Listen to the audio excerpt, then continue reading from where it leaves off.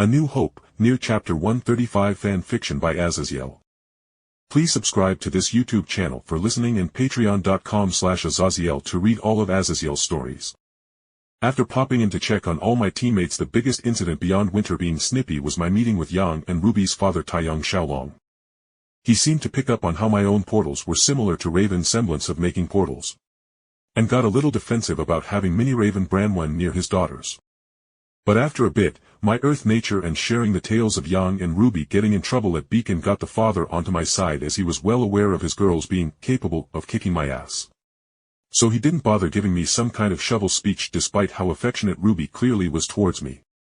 Then after hanging out with Ruby, I popped in to see Pira, meeting her mother and getting to know them. After a couple of hours there, I then went and spent the night with Jean, who was visiting her sister Tara, so I got to see her little nephew Adrian. Either way, with my meeting with my team over with, I was ready to move on to the next world beyond the Metroid universe. Alright, so explain how the hell works, I questioned with a flat face, as standing next to a bodysuit that looked like something out of Gantz were Samus and 06, who were trying to get me into the damn thing. Exo-suits were cool. Power armor was awesome. But skin-tight bodysuits? Jake, this is the first layer of armor in a matching nano-weave that Samus's 0 suit uses that will sync itself to your nervous system. We have upgraded the previous exo-armor you wore to Samus's world with the data you provided while wearing it, which includes dust forging into the metals to make it stronger, as well as a masso energy core for slow accumulating but infinite fuel for the mechanisms. My personal operator unit explained, but I still sagged, making Samus snort. Don't get discouraged, 06, Samus said with humor clear in her voice as she continued.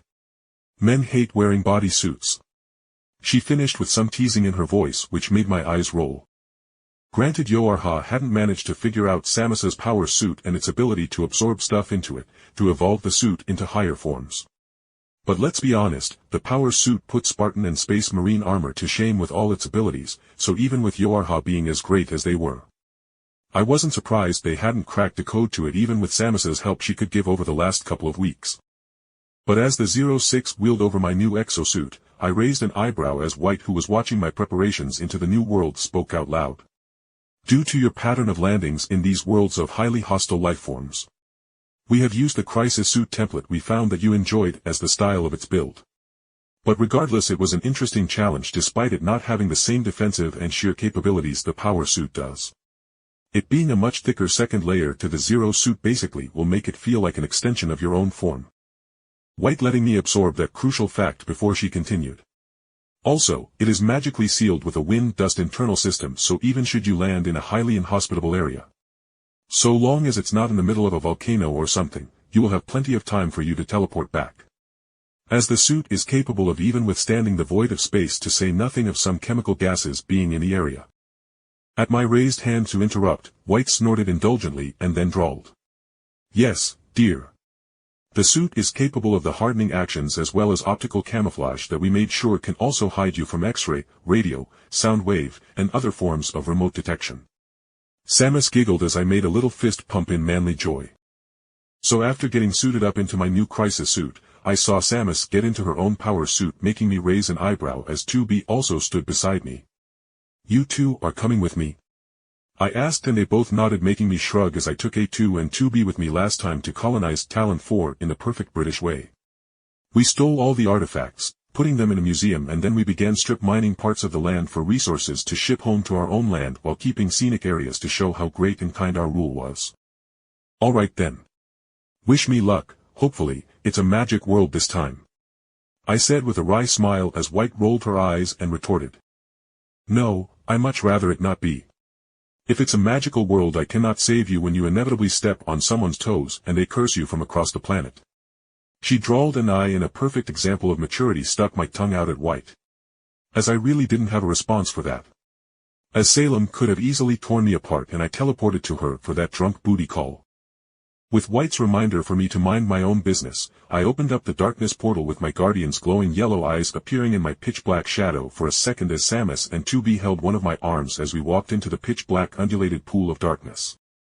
While walking through the endless darkness with only little pools of light reflecting the far distance of worlds I have yet to see or reach, Samus spoke with an obviously disturbed tint to her voice.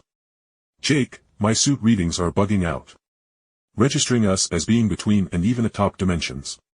Where even are we?